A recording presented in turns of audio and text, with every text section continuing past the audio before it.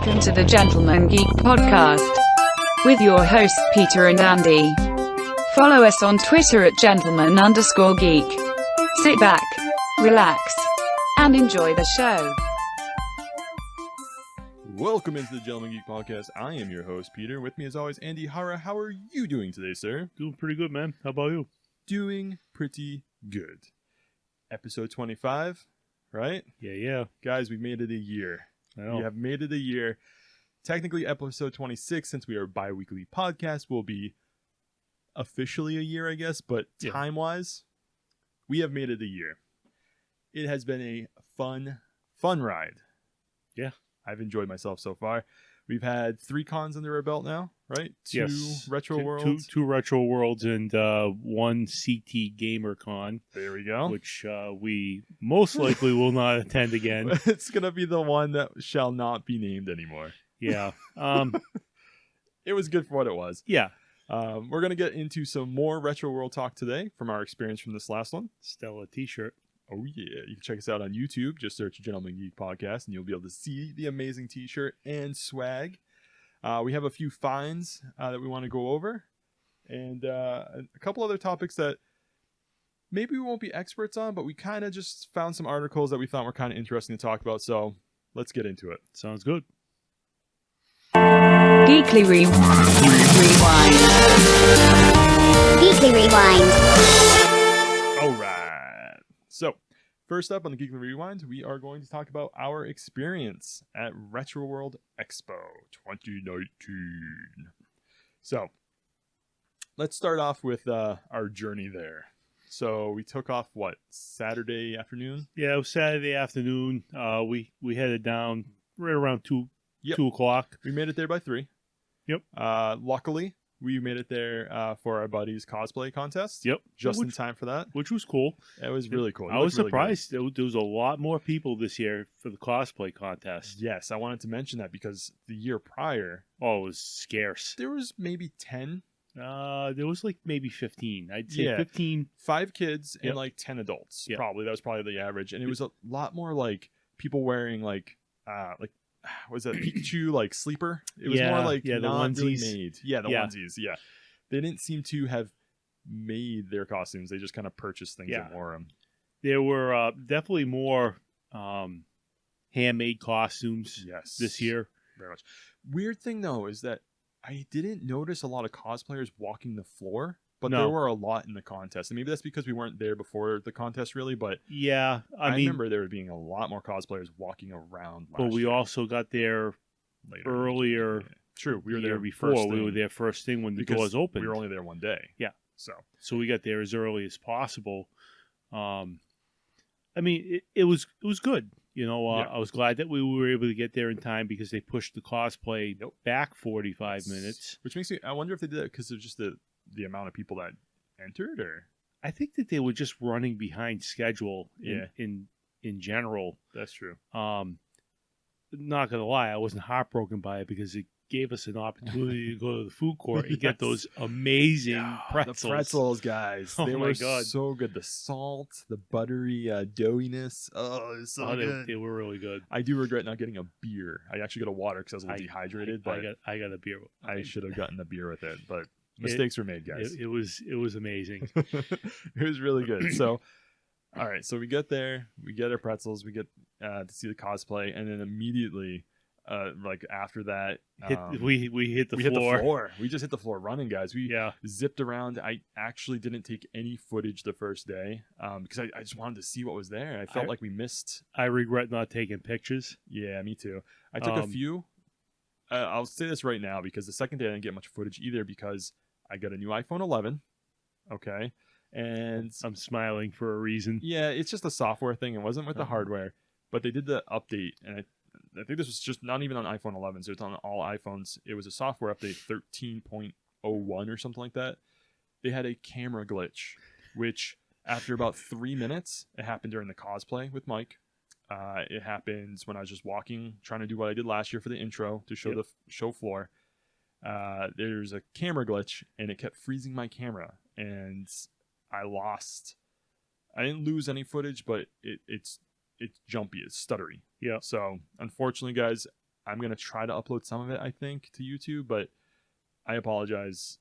It's out of my hands. There's nothing I could have done about that. So, but yeah, so I was super excited just to get there. I didn't play as much arcade games as I'd like to, but I was more on the hunt for things. Neither did I. I had a list of games that I was looking for, and I was really focused on that. Yeah. I regret not playing more arcade games. Yeah, me too. Now, but I came back with 3/4 of my list, and I'm pretty happy. That's really good. We'll get into that on day 2. But that same day, we met back up with our friends. Yep. We had a great time at, was it Arch? I forgot the name of the restaurant. Oh, the I think it's the pub or something like that. Yeah, Archway Pub or something like that. Yeah. It was really good. Queso was amazing. Yep. I really enjoyed that. It was good. I didn't get anything else to eat the entire night. I didn't eat that much. I got a pretzel, some chips, and I think day 2, I think I had the big breakfast, and that was it. But I wound up getting the Reuben sandwich, which it gave me heartburn really bad. It was good. Yeah. It was really good. And, Yeah. I honestly thought that the waitress was going to stop serving us because, you kept giving her a hard time. But yeah, it was all in good fun. Though. Yeah, she I seemed know. to play it off really oh, well. she was playing it off really well. Yeah. So that's how. Is that how that night ended? No, well, we went back to the hotel. Well, we went to the after party, stayed there for a bit, and then wound up back at the hotel and drank a little bit more and played some video games. N64. Tried to get our buddy Mike some practice for the No Mercy tournament. Yeah. And we played a little bit of GoldenEye. Yeah. Oh, which guys. I look back on now thinking, how did I ever play this game? How did we ever think that was like a good I mean, it's the time and place, right? Every game is It was good. the first person shooter I ever played. So Counter-Strike, I think, was mine on the PC. yeah, see, I never played PC games. Yeah. So but yeah, we did knives only. We did pistols only. Mm-hmm. And God, that took. I think I'm the pretty game, sure I won. The game lasted forever. Yeah, I don't think we actually finished it. I think we just shut it off. We shut it off Yeah. because we just couldn't. But I'm pretty sure I annihilated everybody. Just want to say that. So. Whatevs. So after that, we played Mario Kart a little bit. Yep. And I think we all just kind of passed out one by one. Yeah. There's some funny personal stories that we're not going to bring up. Yeah, we won't bring up. We won't bring up the That's an inside joke. Yep. Right? But it was a good night. It was a great night. It was a great day, great night. Absolutely everyone was cool and chill, and the next day was even better. We all woke up, got a sweet breakfast. Yep. Woke up, went to breakfast, hit the floor again, and really did some hardcore buying. Yeah. So why don't you talk about some of your pickups?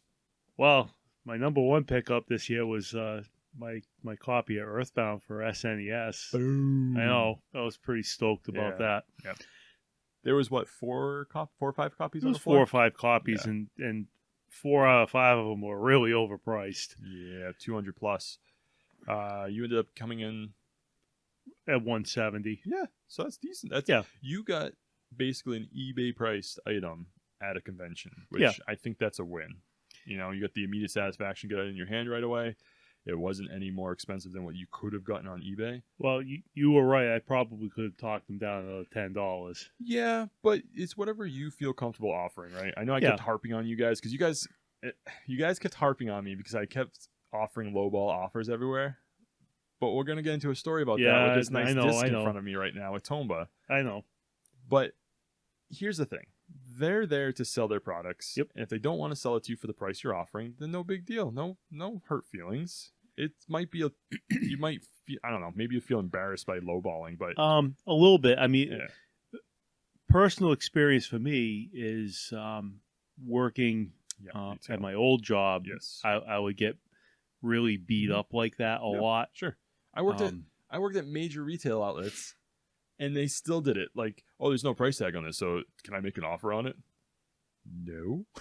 We're a retail store. It's not in a yard sale. So I dealt with that a lot at my old job, and I really I don't mind haggling for myself, but Mhm. I generally don't like to haggle a lot because my Gotcha. old job I haggled a lot. Customers you Yep. would not believe. Yep. Well, I mean, I'm sure you know, but I find it's almost borderline. I don't want to insult somebody, you Sure. know. But you got to remember, they didn't make this product, right? It's not handmade stuff. I wouldn't low bid an offer on someone's craft or something like No, that. You know what I mean? yeah, I get that. They're selling used video games in a congested market. There are multiple vendors there, most likely selling the same thing. Even a rare game like Earthbound, there's 5 copies there. Not that you can play against one another. Honestly, but surprised there were so many copies. I'm just gonna say, like, I believe the market is coming to a halt. I think all these vendors had hoarded all these games. Because a lot of stores that I go to, they all say Mhm. I maybe get 1 copy a year. And that's the thing. People are targeting them now. So they're either buying on eBay and bringing them to these conventions and upping the price. They're probably not getting that big of a profit margin off of it anymore. No, probably not. Probably not. They're buying high and trying to sell slightly higher, which is weird. Yeah. Anyway, but I believe, and this is not new. I mean, I've heard this, I'm going to say it, Pat Contry has mentioned this before, where the hardcore collectors have collected their collections. The casual collectors who just want to get games from their childhood, mostly coming to the end of their collection period. Yeah. And at some point, the market's going to dry up for these people going to game stores. I mean, when I worked in game stores, they don't understand. They would never understand if I sold a copy of Tomba for the PS1 for $120 or $100. They'd be like, I just want to play the game. They don't care that it's collectible. They just don't. Yeah. They just want to play the game that they played when they were a kid. So that's what I'm trying to get at is I think the collectible market at some point will become stale, and all those hardcore people will have the cartridges that they want. I think it'll probably come soon, but I don't think it's going to crash as hard as... Oh, it's not going to nosedive all of a sudden, but you'll see a decrease. Yeah. It goes in cycles, right? It'll Roller crash. coaster. Exactly. And it won't crash. Sorry. It'll dip and it'll come back up. Dip and come back up. But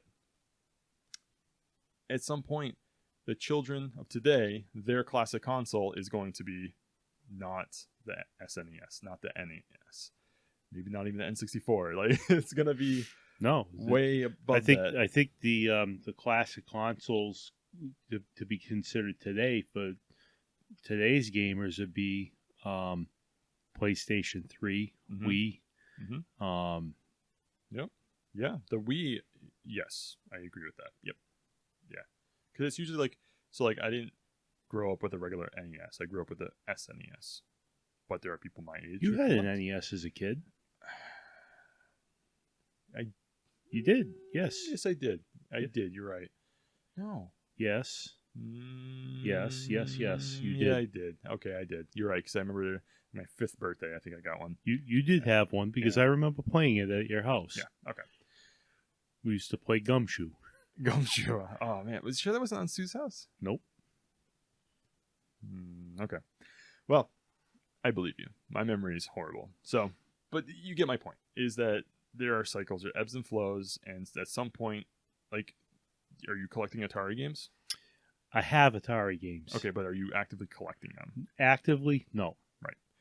Not too many people are our age, because that was a system before our time. It's not our system. I've always had Atari games, though. Yeah. You know, but you always had NES games or Super NES games, but you collect those games now.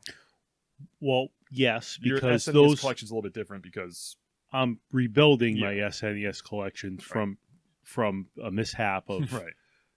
Yeah. Making the mistake of lending it and never getting it back, which has been very expensive for me. Sure. It would have been a gold mine if you had them back then, just to be like, wow, I'm sitting on all this stuff. Like, holy, you never sell them, but like no, wow. but having to buy, Super Metroid and A Link to the Past, and I mean, those 3 games alone, I spent that's $100 right there for those 3 games. And then the other one you just bought at the con too, the cowboy one. Yep, Sunset Riders. I never, was a good deal I never had that as a kid. But, okay. But I mean, I'm picking up games that I haven't had. But I mean, I know what I had because I still have all of the manuals. Right. Yeah, and so kind of curving this back towards that, I did play what was it again, the cowboy one? Sunset Riders. Thank you, sorry. I played that on the game floor. They actually had that in the console on the game floor. It was fun. It's a good game. I'm not sure if it was one of the first games to have was Contra before that one? Angled shooting. Yeah. Was that one of the first ones to have angled shooting? No, Contra did. Contra did. Was it Contra come before that? Yeah. Maybe. I'm not going to hold you to it, but yeah, maybe it did. Well, Contra was on the NES. Oh, well, there you go. So there you go. So like the angled shooting and the dual wielding, you had double weapons where you could and you could angle them separately. Mm-hmm. It was pretty cool. It was really fun to play. And each character has their own little thing that they do too. You know, they have their own weapon set. Me and Ian actually played that one together, so that was a lot of fun. That was really fun time. It's a really good game. Yeah. So you got some of your game purchases. I was unable to find mine. I was really disappointed that you didn't find what you were looking for. I was looking for this guy right here, which is Tomba, for the PS1. I went around to every vendor and asked them if they had it. One guy only had a Japanese version of Tomba 2, which was no help. No. Everyone, I went to a couple more. They said, "Oh, you know what? I had it, but I sold it at my store. I didn't actually have it here." And everyone knew what the game was. Oh yeah. And there's a little bit of a story behind this game. I'm not going to get into too much details, but the producer or maker, designer rather, of like Mega Man series, there's a few other really named ones. He went off and made his own studio called Whoopee Camp, and he only made 2 games, Tomba 1, Tomba 2, and went out of business. It wasn't really an acclaimed game back then, but now it has a cult following. Well, yeah, because I mean, typically when you run into games like this that had limited runs, didn't do well, always tend to be highly sought after years after. Right. I never knew that. I only had the demo disc when I was a kid. I think it came in the PlayStation Magazine. I played it over and over and over again. I hadn't actually played the full disc until our buddy Mike let me borrow his copy. And it's just a fun platformer, RPG, action, adventure game. And I love it. I can't wait to pop this in and play it. Hopefully it works. I'm sure it will. But the story about me lowballing people, circling back to that conversation. Yeah. Found this on eBay, $80. I offered $50 for it. It was declined. So the auto declined it. I'm like, okay, fine. I can live without it. So complete inbox, I guess, with the manual and the disc and the actual case. Not more than 5 hours later, the guy resent me an offer saying, "Hey, limited time offer deal, $49.99." I took it. And I've had that happen too. Yeah. You know, with some stuff that I've shown interest in. Yep. Like I've watched items and then unwatched them. Yep. And then I get private message later, nice. like saying, "Hey, yeah, how about 15% off or 10% off?" Yeah. So that's the thing I always think about is you never know how motivated a person is to sell something. Yeah. So you should always offer what you feel comfortable paying. And if they don't want it, they don't want it. If they do, they'll come back and say, "Yeah, I'll take it." And even on eBay, it works. It's point in the case. Yeah. So it does to some extent, but that method doesn't really work out for you on Facebook Marketplace. No, people get cold feet and cold feet. They don't even reply. Yeah. Well, that's the thing. Facebook Marketplace is just a weird. There's nothing holding any accountability. I've stopped using it now. Yep. Because people put stuff up, they'll forget about it, or they'll sell it to somebody else, and they just won't respond to you until you go away. And I'm done with it. It's not a good system. I mean, I know other people that have had good luck with it. I think it's more. I've had a few good lucks with it. Yeah. And I've gotten the GameCube games that I messaged the guy about. The Metroid Prime and Metroid Echoes. Yeah. And my Zelda Link to the Past SNES, right? Yeah. I think that's the other one I got. So there are times I do it and it works out, but there are other times where people just don't respond. I just don't like using it. It's a dead platform to me now. I find it to be a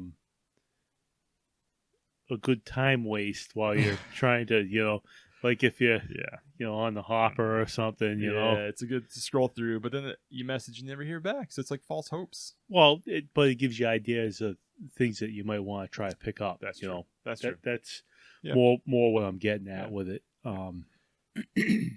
So that was my golden gem. Unfortunately, I didn't get it at the con. I wish I did. 'Cause it's just the excitement of the hunt, and getting it. Yeah, So I mean, there was one vendor who said that I'm not sure if he was lying to me, but there's a guy right at the there front. was somebody floating around with a copy. There was somebody floating around. I felt like holding up a sign saying, "Do you have Tomba? Please talk to me." Yeah, But- I don't know how believable that is, to It be just so honest. happens that this one game, someone was trying to sell it to him at the con, but he didn't want to take it. He didn't give me the reason why he didn't take it, but he didn't take it. Well, I don't understand it. If they know it's kind of a rare, Why wouldn't they pick it up? exactly. Maybe the guy wanted way too much money for it. That would be one reason. Yep. Maybe it wasn't. The guy who was selling it did have a very large collection of everything before, like, the Wii. Like, he had a lot of original Xbox. He had a lot of Xbox 360. Oh, that's kind of during Wii time. Yep. But you get what I mean. Like, he had a pretty decent collection of a lot of different systems. That wasn't the booth that had the Panasonic GameCube. No. This was right when you walk in the door. Right when you walk in The very entrance, first guy. the picture lady / the video game guy. They All were right. a team. They Yep. worked in the same booth area. So, Okay. yeah, no, that wasn't. That was a cool table though. Yeah, it was. There was a lot of. She and he, there were two people that were working it. They had the Panasonic GameCube with the controller, which I thought was pretty cool. The actual licensed or written on Panasonic controller. They had the Halo edition of the original Xbox with 3 controllers that go with that system. The see-through green. Yep. They had everything was really overpriced though. They had every console you could think of. I think on the back. I wouldn't really say everything was overpriced because we found that GameCube with the Game Boy player and disc. Oh, for 140. For 140, That's which was, in my opinion, after the fact, thinking about it, that's a really You reasonable. take the console out, which is about $40, 40 to 50. depending upon which I color. got mine for 30. Yep. 35 at the flea market, right? But you're right. So 40 to 50 for that, and then $90 for the GameCube thing, and it came with a disc. And the disc you said sells on eBay for like $50. I found them between 50 and 90 just for the disc. There you go. And then the Game Boy adapter back another 50. Yeah. Yeah. 45 to 50 Yeah. on the high side. Yeah. And you were able to almost get some guy down to like $30. I talked the guy down to $30, Yeah, and I regret not buying it just for the sake of buying it because it was a deal. Which makes me think, do you think it was broken? So he dropped it. I remember I was watching you do it. He was and desperate. dropped He was it, dropped, desperate. dropped, He was dropped, desperate to sell it. Yeah.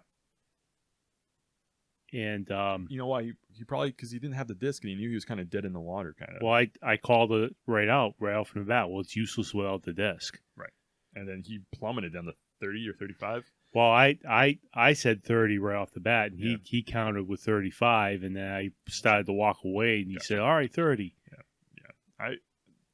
Honestly, I probably should have grabbed just to slap it on, but I didn't. Yep. I found the guy with at first I thought it was a C3PO controller, Xbox 360 limited edition C3PO. It came with the R2D2 console. Yep. It wasn't though. It was just a gold plated controller, which I'm glad I didn't buy because I didn't actually look at it close Was enough. he marketing it as a C3PO? No, and he was selling it for $10 or Oh. $15. So when he said that price, it kind of clicked in my mind. I'm like, and I went back to you guys. I'm like, yeah, the gold plated one's only about $15, and you guys are like, buy it. Why didn't you buy it? Because I told you guys it was a C3PO controller. I went back a few more times, and the reason why I knew it wasn't is because they have like the wires that hang between like his torso area. It wasn't on the controller, so I'm like, oh, it's just a gold plated controller. Yeah. I'm like, never mind, I'm good. So I'm glad I didn't buy that. Just out of. How about the Mountain Dew edition Xbox? Oh, that's right. You remember? How much that guy was selling it for? $500. And they gave me that spiel. Like, don't give me the spiel, okay? I know. I understand, but we know what the stuff's worth. right, you're not going to sell me by a story, okay? Unless you get excited with the hype of Yeah. a boxed NES like me and Well, I kind of only brought it to put it on display because I like carrying a brick in my bag. that's what he said. I just put it on display, but I could let it go for like I don't know, like $500. Like, just tell me it's $500. I'm not gonna buy it anyway. I brought it here just to put it on display. Yeah, Get just out of just here. put it on display. However, it was in mint condition. I'm not sure wires came with it, or anything like that. It was pristine. There's no scuffs on it whatsoever. It had the nice emblem in the middle saying Mountain Dew limited edition run or whatever in gold. It was really nice. It was really nice. Was that a contest? Did Mountain Dew do like a mail-in contest for that? I'm or not something? sure. Or was it I'm not sure what the backstory on that console is. But it was cool. Like if you were a collector of Xboxes, it was legit. It was cool. It didn't look like the the gold. Remember the gold N64s that were Toys R Us exclusives? No. I found one on Facebook Marketplace. Remember the Pokemon one with the big Pikachu pop up? Yeah. So I found this post on Facebook Marketplace. This guy was selling. He said it was a legit gold Nintendo 64. You could see the spray paint. I reported it. Hey, you know what? You got to do what you got to do. That's ridiculous. Yeah. That's absolutely ridiculous. Yeah, and it wound up getting reposted under like 3 different names, and I reported every one. Yeah, well, yeah. I don't think I remember any other cool. They had backlit Game Boys that I believe were way overpriced. But you know what? They're really not. Not the Game Boy SPs, but I'm talking about the Game Boy Advance, the original Game Boy. But they're not, because I have looked into doing that mod. Like a kit? Yeah. I've looked into doing that mod, and it is a lot of work. Yeah, but I'm not going to spend $180. And you take a huge chance of bricking your Game Boy doing it. Then even more so, I don't want to spend $180 on something that might brick after using it for a little bit. Nope. While you're modding it? While you're modding it. Oh, okay. So they did all the hard work for you. I get it. Most of the mod kits are like $50. So once you figure in the kit and then the time to do it, yep. I mean, I understand there's a lot of labor of love in that, and to doing that, you know. Yeah, and they did I think the stall that had them was right at the end. I think they had about 7, maybe 10 of them. But they probably carried around from con to con until they sell one off or whatever. But there were some people trying to sell the Game Boy Advance SPs. I was kind of looking at those. You did find one black that was in good condition. That was $40, which that's a reasonable price. It was a really good price. Yep. But there are also other people trying to sell the same thing for $120. I don't know if it was a backlit one. Yeah, I don't. A lot of them, when you flip it over, a lot of them didn't have the serial on them anymore, like that Nintendo plate. I'm like, yeah, I know, I get it. It's a used system. It's been through the ringer, but I'm not gonna just chance it and whatever. So, yeah. So that was our experience at RetroWorld. Move on to the next topic. Well, that was a long topic for a Geekly Rewind topic. I know, right? We'll go into the next one, Sega Mini. Now, guys, I want to apologize again. I know last episode we said that there was going to be an unboxing of the Sega Mini. However, fail on me. He miffed the video. The audio was good. I didn't hit... Oh, that's not true. I hit record, but I hit the volume button, and we use Filmic Pro. And the volume button, when activated, or when hit, it will either stop the recording or go to the recording. So in the manipulation of everything... He stopped recording. I stopped recording. But we got the audio. Maybe I'll release that as a bonus episode one day. That's just talking about it. Yep.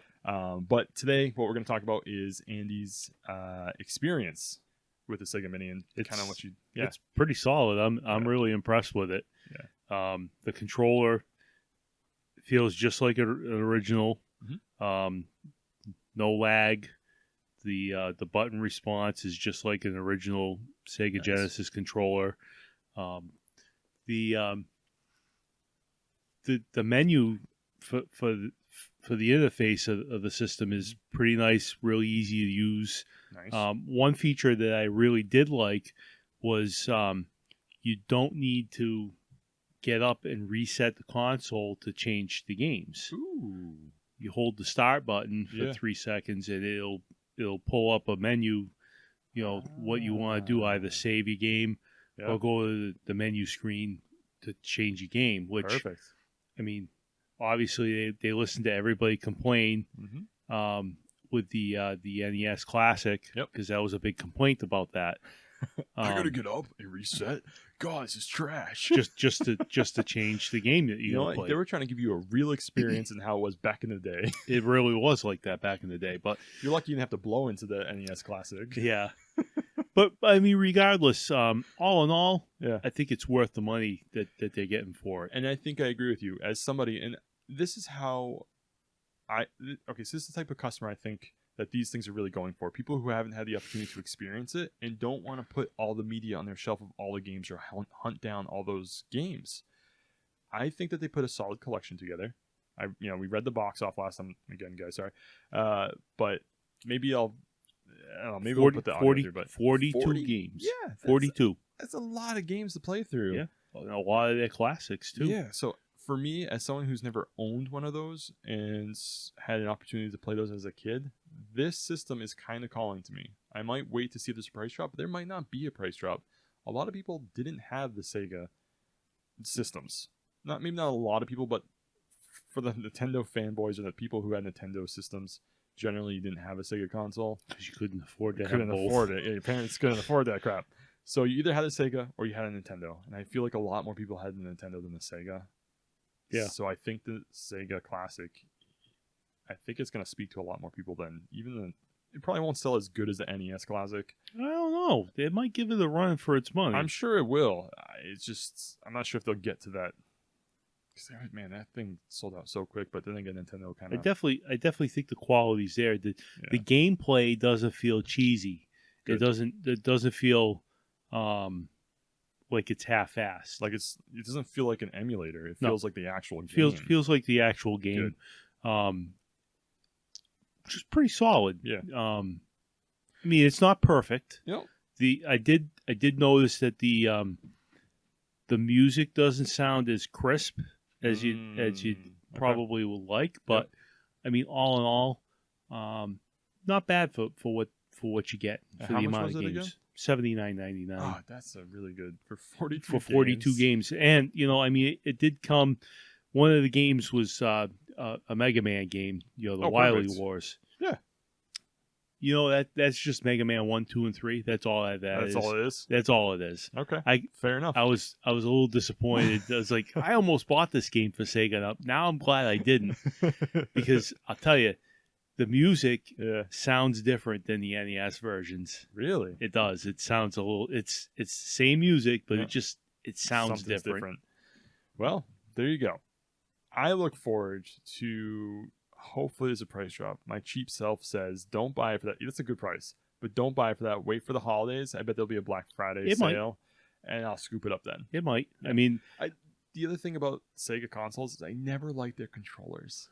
the controllers It are. always feels like a wedge, and the buttons are all three in the line this way. Yeah, I mean, the it's- 6-button controllers are all right. Mm-hmm. Um, Aren't those just 3 and 3? 3 and 3. Yeah. Something about it, something I don't know. And they're really big. They're almost like a quarter size. Maybe not quarter. It's not. Maybe a nickel. It's really but- not. It's not bad. It's not a Yeah. horrible controller. I mean, I've got my eye on the TurboGrafx Mini, Mhm. and I mean, I've been seeing the Commodore Minis Yep. have come down in price significantly. Okay. I might score Just one of scoop it up. those. Might scoop it up. Yeah. I think I last time I looked at the Commodore Mini, they were selling for like $40, and those were like priced at $100 or so. I think back in the day. Yeah. Okay. Well, then it's definitely time to But I scoop mean, it up if you want. They're to. a nice alternative. Sure. They're compact, compact, plug and play. A whole bunch of games all set in one little thing. Um, Some of them can be jailbroken, and you can add more games to it, which I've done it. Yeah, I shouldn't speak. I like emulators, but Yeah, but it's not a legit course to take. Yeah.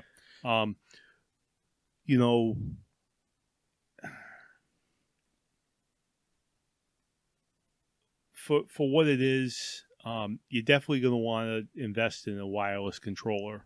Sure. With any of these minis, You're so used to it because the nowadays. cable, it's not 5 even foot? being short cables. You think about it, my TV's hung on the wall, Yeah. so just to test out my Sega Mini, I had to take my computer chair and sit in front of my TV, 5 feet away from the TV because the cord's not long enough to make it to my couch. Yeah. So you're definitely going to want a wireless controller. All right. Good tip. Good tip. And as you play through some of the games, maybe we'll go over some of them. Just, for shats and gaggles. All right. So with that, we'll get into news and notes. Sure. All right.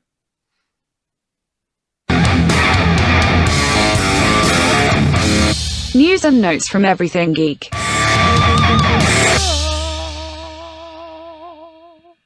Yeah. Boom. Boom. All right, guys. So on this first topic for news and notes, we might be starting a new kind of segment, maybe. Yeah. We're going to feel it out, but basically it's going to be held here for right now. What we're going to talk about is some kind of unique gaming accessories. Now, that doesn't mean that they have to be hard to find or anything like that. It doesn't mean that they necessarily need to be like earth-shattering, but we want to share some of the things that we think are cool and some of the cool finds that mostly Andy's going to find, because I'm not a collector of these things, but I do appreciate them because they are super cool. It's not so much that I'm collecting it. I read up on these. I thought it was kind of a cool concept that there's a company out there that's still making third-party stuff for a console that's 20 years old. Yep. That was more what I found really interesting. The fact that they think that there's a market for this. Yeah. And I think they're right. I think you're this definitely controller feels amazing in my hand. When we took it out of the box and I held it, I was like, this just feels right. This feels like a good controller. Like, this would be a good controller now. It's very lightweight. Yeah. Let's introduce it. So this is the Brawler N64 controller. Yep. And it is made by Retro Fighters, right? Okay, go ahead. Sorry. I just want to make sure we mention what it is before we get too excited. Very good point. So I've had my eye on these controllers for a while. Yeah. I was actually, when we were at the con, I was trying to find one at the con, and I was really surprised that nobody had any. Yeah. So I caved. I bought one off of Amazon. Yeah. They look really cool. I'm just like staring at them. There's multiple colors. I almost bought they had like a black one. It was like semi-transparent with the black grips. Up there, but yeah, these are the transparent line right here. So I almost bought one of those. I like the one you picked up. I'm happy with my purchase. That's a sharp. It's the N64 gray.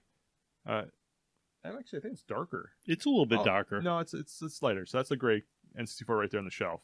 So it's the same gray as the input, I think. Maybe a little bit darker than that. It's a Switch. Yeah, it's a Switch gray. I like it. It's sharp. The buttons pop off of it. It's very comfortable. Super comfortable. The joystick changed. Thank goodness they updated the joystick. The old joystick, we have one here. I'm not sure if it's in frame, but it has the ridges on the thumbstick. Yep. That is smooth like a PlayStation. It's like a GameCube. A little bit, I think. No, I don't think GameCube had the dome, did it? That's a third-party one anyway, so... Yeah. But I think that had ridges like the N64 one. That one feels like a PS1. Or PlayStation, not PS1, but PlayStation. The round, domey, rubbery, nice, smooth. It's pretty solid for the money that I spent. I mean, I know I probably could have went right to their website and paid a little bit less for it. I saw on their website they said 30, but I'm not sure if that's just for the transparent line. I didn't actually see the solid line. Okay. So that might be a limited run one or something, or maybe the first run and then went to this one. Yep. I believe this started on Kickstarter first. Okay. Before they kind of went full retail, I think mostly on their site, Amazon, stuff like that. So I haven't plugged it in and tried it yet. So I don't know how well it performs. The reviews on Amazon, it got excellent reviews. It got close to 5 stars. Yeah. In reviews. Nice. So I'm excited to give it a try. And yeah. So the other thing that I like about it too is the Z button is on triggers. Both triggers. So as opposed to this one with the Trident controller, but the Z is only on the bottom of the joystick. I mean, back in the day when we used these, I really didn't think it was a weird design. Nope, it was fine. But going back to it, it's weird as hell. It's a weird design. Well, not to mention, okay, so you have C buttons that are generally not even used. I think Super Mario World. Yep. Zelda used them too. Yeah, for camera angles in the Mario one, or Mario 64, I'm sorry. Zelda used them too? Yeah, I think so. I didn't play Ocarina of Time. Shame on you. I know. I never owned the N64 until I married my wife. So, because let me tell you, I went to PS1 around that time. I remember hunting for that game when it came out. Really? Yes.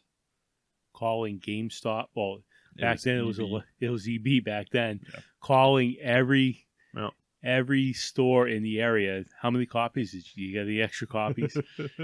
And I think I wound up driving out to North Attleboro to pick it up. Wow. Yeah. I watched my uncle at the time, through marriage, my uncle at the time play Ocarina of Time. And I remember watching Link riding a horse, and I was blown away. I'm like, what is this game? Mm-hmm. I need to play it now. Yeah, it's crazy. It was insane. To me, I think he let me like ride the horse around a little bit, but he didn't want you didn't really want me to mess around with this game too much. So, but to me, it felt like an open world game. It was to an extent. An extent, yeah.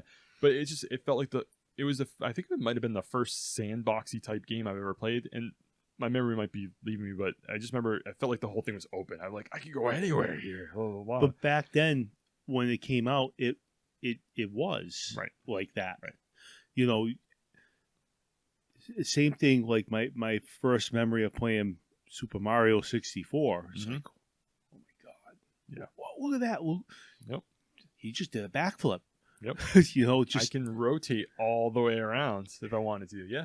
Yeah. It's just crazy. The control mechanics, it bumped it up a level, you know? Yep. So on Retro Fighter's site, this is kind of the description they give. I just want to read it really quick. Next generation N64 controller with an ergonomic and comfortable two-handled design, featuring custom-made clear matching plugs and high-quality clear plastic. That's regarding these new ones up here.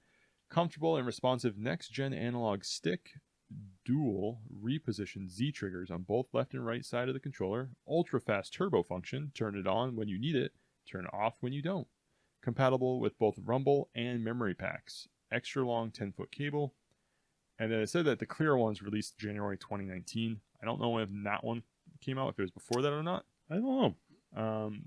It probably won't say in the box. The colors, red, blue, green, purple, orange, and smoke. Smoke must be the clear one that you saw.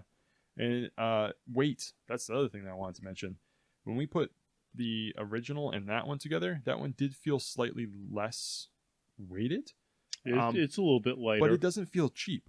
No. You know what I mean? I don't think when you feel something that's like, when you hold something that feels light and you're like, oh, it's gonna break, it's cheap. That doesn't feel, that feels like it's like some high ballistic plastic going on there. That's really nice. And then they say that the weight is only 7 ounces, which is nothing. Yeah. But, it felt good. The buttons felt responsive. The C buttons, the first thing I thought of when I looked at it, a little bit larger. A little bit larger, right? A little bit. I'm okay with that, though. Oh, yeah, absolutely. But it felt good. The D-pad felt good, too. Like, you could roll it. That felt pretty good, too. So, but yeah. Anything else that you want to add? No, I mean, I'm pretty happy with it. I can't wait to use it. Yeah. So... it's a sharp-looking controller. You know, most people in their reviews on Amazon mostly complain that it's really not so much good for first-person shooters. Mm-hmm. But I don't know anybody playing first-person shooters on the N64. GoldenEye, yes. Time and place, guys. It wasn't fun to go back and have to learn the controls to how to do that. Well, there was no aim-down sights. I'm gonna try it. There was aim-down sights in GoldenEye, but it was clunky and weird. Yeah. So, yeah. All right. So we'll move on to the next topic, which is we're gonna kind of take this in 2 frames of mind here. Yep. So, video game exclusivity.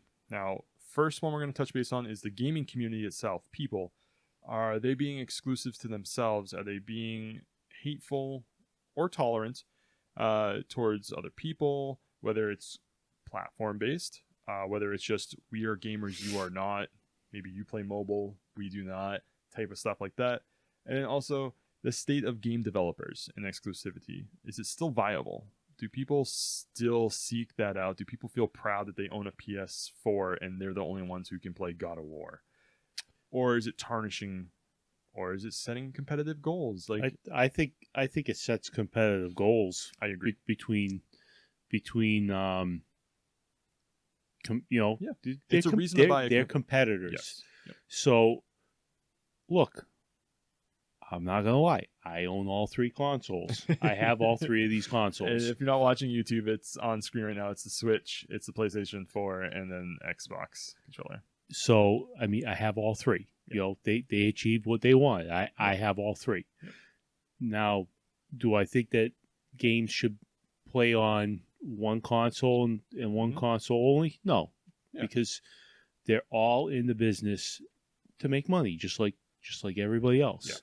So, I mean, that's like saying there should only be one maker car, Right, exactly. And that one maker car should, or even if there's multiple makes, there shouldn't be one specific model to each line or something like that. Something weird that. Let's look at it this way. If you wanted to play a game in one setting, then you'd have a PC. Exactly. Yep. So, no, I don't think it takes away from the industry. I think it makes them strive to produce better material. Yeah, because let's face it, if they're not producing better material and just kind of keeping the industry we'd all have interesting. Maddens, we'd all have just reruns of Call of Duties. We'd have all these franchises that do cross-platform and don't have to compete with anybody else. I think it's good. I think it's good too. I think it's good for... I think overall exclusivity is good. Now, here's one part of exclusivity that I don't agree with. When a game is cross-platform, or not cross-platform, I'm sorry, multiple platform. What, timed release? Time releases. Yeah. Exclusivity with items and things like Destiny. Now that kind of stuff, I don't agree with that stuff. That irritates me when it's a game that comes out that they don't say is a timed exclusive, and then it winds up coming out on console. Yep. So PlayStation has, for whatever reason, all these things with Destiny, and they get everything first. Destiny 1, the Jade Rabbit, the gun I remember very vividly, that was not even, like you just said, it wasn't named a time release. It was just a PS4 exclusive. Yep. So, okay, I'll never get that, ever. And I moved on. And then year 3 or year 2, they're like, oh, wait, you guys will get the Jade Rabbit now. And it's like, I've already moved on to Destiny 2. It means nothing to me now. Yep. But I never got to experience that. It was like... Well, not just that. I mean, they... PlayStation got first dibs on everything. Yep. And they mostly do. I think part of that could have been there was some sour grapes between them and Microsoft. Maybe. Yeah. But Microsoft has come full around and helped out Bungie a lot. Well, yeah. So that's where I stand. But it's like, I don't mind there being exclusive. I don't mind God of War's on PlayStation. I don't mind that Spider-Man's on PlayStation. I don't mind it. It makes Spider-Man is really good. I've heard, and I wish I may try it, but I feel guilty for not playing it more. To be honest with you, I was actually looking at it a couple days ago, saying, "Oh man, I really gotta play this game get back more." Into that, yeah. Well, that's what I was like with Breath of the Wild. Think of all the exclusive games on Nintendo, like all their first-party games. Well, they're all good. I mean, they're all really good. Playing Link's Awakening right now. That's really the game I've been focusing on lately. Yep. It's really good. I never played through the originals. I have them. Yeah. I just, again, it's time. Yeah. So I think we both agree with the game development side, saying exclusivity is good for business. Oh yeah, it's good for the consumer. It makes them compete against each other for your dollar.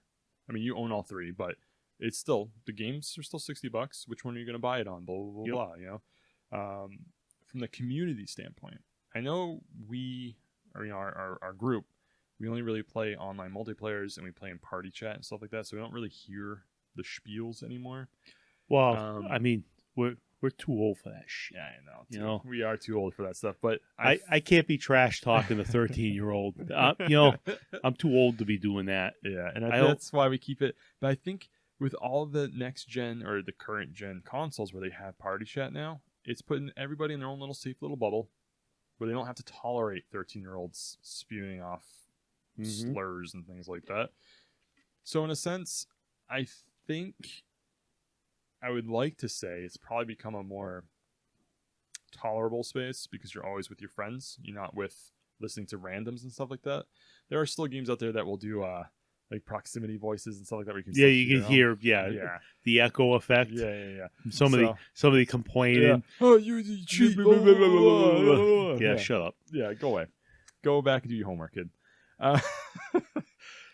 So the community, I would like to think is more inclusive than it is exclusive. But of course, there's always console wars. There's always console fanboys be fanboys. Exactly. So I would hope. Now, that's another part of the game development side where we are getting to a time and place where cross-platform is a thing, and I fully embrace it. You know, Dauntless. Yeah, I mean, Fortnite. That's fine. I mean, it's fine. You know? I mean, look at how long. I mean, 2007. Yep. What was my console of choice back then? Xbox. What was it? It was hardcore PlayStation 2. Oh, okay. You guys are the ones that we jumped you over to Halo 2. Got me to jump. Yeah, that's right. Jump over from PlayStation to Xbox. Yeah.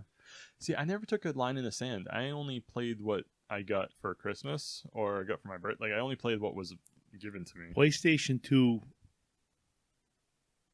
It was an amazing console. Well, it had a library on that. Gigantic library.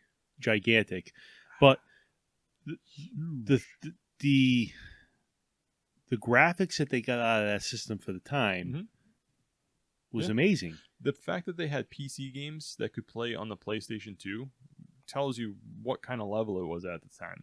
I'm talking about Final Fantasy 11. Yeah. But at that time and place, not that it was a really spec-heavy game, but still, you had a game that you could cross-platform at that time, PlayStation and that, and then even the Xbox 360 was still playing like those type of games at the beginning. So, but I mean, you guys got me to make the jump to the 360, to play Halo 3. Yeah. What really cemented that for me was playing Xbox Live. Well, the open beta. Oh right, yes. Was that with Crackdown? Yeah, that was with Crackdown. That's right. Yeah. That was the Crackdown beta. You guys all bought Crackdown to get the beta. Yep. And I remember playing till 4 a.m. Well, the thing about that is that it was delayed. It was supposed to come out at midnight, and it got pushed back to like 4 a.m. because me and Mike, were you at the apartment? I wasn't. No, I so went. we were online. I went the next day to your house. Okay. And I'm like, what do you mean it's not? Yeah. It wasn't up. Yep. So, God, that was a good time. I actually got sick that night because I had bacon and I have an allergy, and whatever.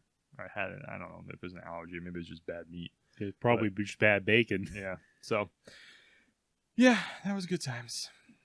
But yeah, so I like to think that the community is a little bit more open now, or at least a little bit more tolerable, because you can go into your own little space and be fine, and that's that. So that's where we stand on that. We will get into the last topic, guys, and that one is going to be girls in gaming and the inclusivity that is there with it. So if you're watching the video on YouTube, you can see a little chart up there now. We're going to go over a few of them just really briefly. We're not going to get too deep into this because, again, we're not experts on this. Nope. But a Google study was done, and they found that 52% of gamers are actually girls. Right? That might be shocking to some people out there, because you always think about your crew, like your guys are gamers and blah, blah, blah, blah. I don't really think it's shocking. I mean, I know plenty of girls that play. Me too. Know. Including my own family members. So, but they took into consideration mobile gaming. And that is where that portion I don't agree with that portion. A game is a game is a game to me. I know, but I familiarize gaming with having a controller or a Sure. mouse click, Yep. That's just I mean, I guess you really can't not include it, I guess. I mean, you I have would to include it because it is a video game. I understand the traditional thought is keyboard and mouse or controller and console, right? So I understand that, but we're in a time and place where phones can keep up with consoles. There's Yeah. a Call of Duty port coming out of the new game on the phone, so it's mobile Call of Duty. So but I don't even understand how that would really work with a game like that on a phone. a Bluetooth controller, I guess. So all you need is a screen and you have a Yeah. Bluetooth controller. I You know guess. what I mean, everything's streaming They- from the cloud. You can play Forza on your phone now. Yeah, so you can play Mario Kart, Dark to Mario, like all these games. So, All right, yeah. the gap is, I think, kind of, you know what I mean? So I'm just going to go over a few of these because I think what's shocking is I don't know because I'm not an expert. Maybe let us know at Twitter, at Gentlemen, or on Twitter, Gentlemen_Geek. Let us know, any female listeners out there, how you feel yourselves and see if these kind of things are accurate. But Google did a study between women of the age of 18 to 35. It looks like their sample size was 1,000. So they said percentage of women playing games several times a day or week who identify as a gamer. Only 26% of them felt, a quarter of them felt they could identify as a gamer. And that's, I mean, we game less than that. Several times a day, a few times a week we do it, and we consider ourselves gamers. Yeah, but are they talking, what kind of time period are they talking? I don't know for the extent of time. It's just several times per day or several times per week. I mean, let's face it, if we didn't work full time, we'd play several times a day. But that's what I'm saying. We don't, but we still consider ourselves gamers, right? This is If women you- saying that they don't feel like, or if they don't you're- identify as a If gamer. you're playing at least once a day for over an hour a day, Yeah, you're a gamer. right. But women don't see themselves, I should say, a quarter of them do not identify as a gamer. It's just, it's just kind of weird to me. That's all. Yeah, no, it's 'cause definitely weird. You would to probably me. flip that and say 100% of guys would feel like they would identify as a gamer if they played an hour a year. Do you know what I mean? Like they just picked up a controller once. So that was just that one. The next one is top motivations for playing a game among females. So their number one was relaxing and unwinding, then relieving boredom, then making progress in the game, testing skills and knowledge, and connecting with others. Flip it. Flip it. It's almost like flip for guys, right? So connecting with others, that's our social space. It's competitive. It's for us. competitive, so it's testing your skills and knowledge, right? Making progress in the game, sure. First, that's pretty much. I guess that could count for first-person shooters now because they're pretty much like RPGs. You level up your character to get new equipment. level up stuff your like characters and your guns. relieving boredom and relaxing and unwinding. It's just kind of on its head. So that's just kind of interesting. The next one was this one's kind of importance of different character and avatar customization. I didn't really see it. It's just kind of like a 50-50 toss-up between all that. So I'm going to go over that one. And then the last one, which I believe is the one up on the screen here, is percentage of women playing games several times a day or week who feel they belong in the gaming community. So it kind of goes in some of that with our last topic. 17%, only 17% who play several times per day or week feel they belong in the gaming community. So this tells me that there's a problem. That only 17% of women feel that they belong in the gaming community. Yeah, but all right. So this is a Google survey. Yep. The question is, what kind of games are they talking about? True. But if Are they're they talking mobile? True. Are they talking Yep. console? Are they talking PC? Are they talking everything in general? It's how I'm taking this is everything in general. But there's a problem here. Only 17% of the women who took that were in the sample size feel they belong in the gaming community. That's a big red flag. Women should feel just as comfortable as men to be thinking that they're in the gaming. Think about when we went to the RetroCon. How many women were there?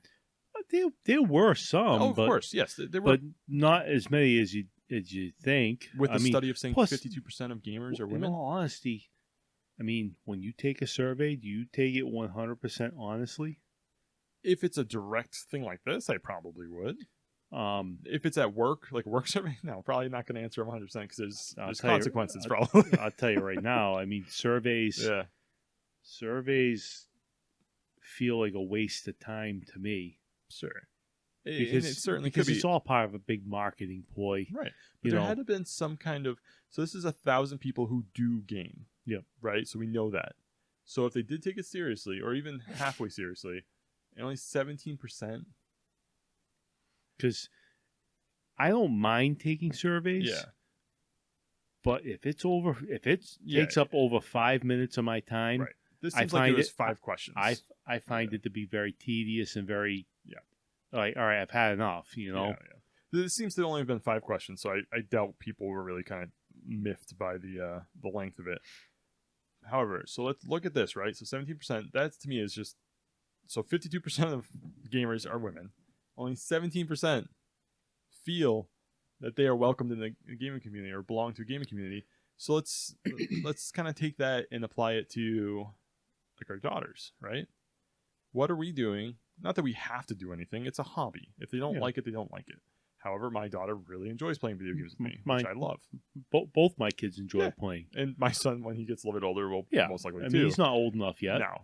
But they enjoy playing, and they're still. I mean, my daughter has gotten the idea of the mechanics down. Sure, she gets it. Yep. My son still struggles a little bit, but he's on the cusp of getting it. You know. Yeah. So like my daughter right now plays on a tablet, plays mobile-esque games right now, right? Very simple point click, blah blah blah blah.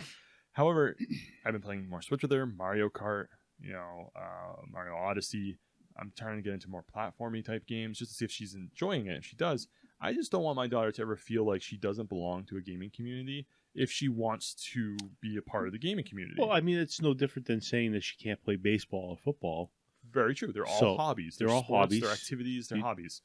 I want her to feel confident enough to say, yeah, I play video games. I belong here. I just want her to get to that point where she can do that if she chooses to. Yeah. I'm not going to force it on her. Oh, yeah. But this just kind of shocked me a little bit. It kind of was like, wow, I need to do more for her to make sure that she's comfortable in those type of situations, right? Yeah, she needs to come with me to. But that's something that she's going to have to figure out for herself. There's really not much that we can. No, but we can introduce her into it and make it normalized for her. Oh, yeah. Do you know what I mean? Like, in this day and age, geeky culture is the norm, right? Yeah, it is. When we were kids, in our own little cliques, I think we it was. We were outcasts when we were kids. Yeah, but in our own little cliques, we felt comfortable. Outside of that, we didn't really, you didn't do that back then. But now it's a lot more normalized because of mobile gaming, mostly because everyone games on their phone or does little tiny things, blah, blah, blah, blah. Well, So, I wouldn't say everybody. Most people do. Sorry, yes. People who don't have consoles do, probably. Yeah. Because we have the outlet of the consoles. I've got so much stuff I don't need to do it on my phone. I know. Your phone should be an escape for just internet browsing, and that is your gaming console. I get it. But I just want to make sure that my daughter knows that it is perfectly normal for a female to play a video game and not have to be ostracized because of it or made into an object where... Thing is, no matter what hobby you have, there's going to be a group of people that are going to ostracize you to some extent. Of course. But you got to get them ready for that, and you got to make sure that they know that what they're doing is normal and not abnormal. And that's all I'm trying to get across. Oh, yeah. So... guys, let us know your feelings on this topic. It can get pretty hot topic, but I think we covered the best we could from our points of view. Yeah, I think so. I mean, it's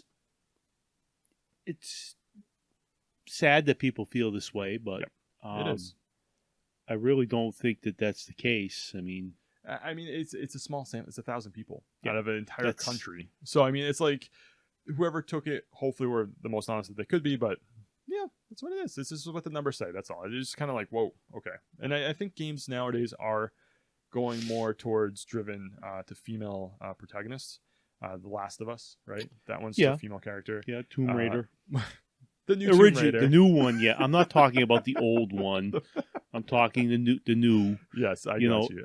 And think about it. Even back in the day in arcades, certain games, Centipede, were, Centipede, I'm pretty sure it was designed by a female. Oh, cool. And I mean, if you look at the color schemes, Yeah. it's very, I got you. you know, the neon purple and pink, and It's eye catching. a lot of girls were attracted to, Sure. to that cabinet because of the color scheme. Mm-hmm. And I think that's where you really saw the beginning of video games and arcades not just being a dude hangout or Right. boys hangout. Right. Because back then, Yeah. Well, they just came out with a. It's just I forgot it. I think it was an SN or NES game. Riverside. oh yeah, It came out on the Switch. I But know they- know the game you're talking They about. flipped it. Instead of They the guys changed- saving the girlfriends, It's it's the the other way around, girlfriends saving yes. the boyfriends, and that's brilliant. Girls can be heroes too, and Yep. it's just all about being inclusive and not immediately judging a female just because she's gaming as well. You're only doing this for attention. Yeah. Well, I mean, It's because they're a true gamer and they know how to play the game and Yeah. they're good at it. but there's also been other games like Gianna Sisters, which is like a direct ripoff of Super Mario Brothers. Oh. Why it's never been called out for it, but Yeah. it is very Well, maybe Similar. Maybe the princesses of Mario will get their own game. well. They have Which one? Peach had one on. I want to say it was on the Game Boy Advance. Oh, I didn't know. That's cool. Sweet. She's already had her own standalone game. All right. Cool. Well, maybe there'll be a redo with all the princesses that have come out. Was there a Daisy. Yeah, and it's a Rosalina. Rosalina, thank you. Yes. So, anyway, guys, that's gonna do it for our show this week, right? You have anything else you want to add? No, I think we've pretty much All right. beaten the horse dead. So get at us, guys, on Twitter at gentlemen_geek, at our WordPress, or our website, I should say, gentlemengeek.com, and search us on YouTube, and subscribe, and like, and do it, because I see you watching. You need to hit those buttons, so just do it. People like me because I force them with violence. With violence. All right, guys, later. Peace out.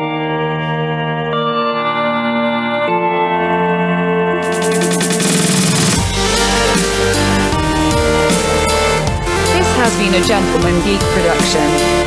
Follow us on Twitter at gentlemen_geek.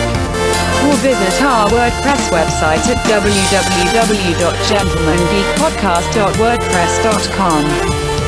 Thank you for listening.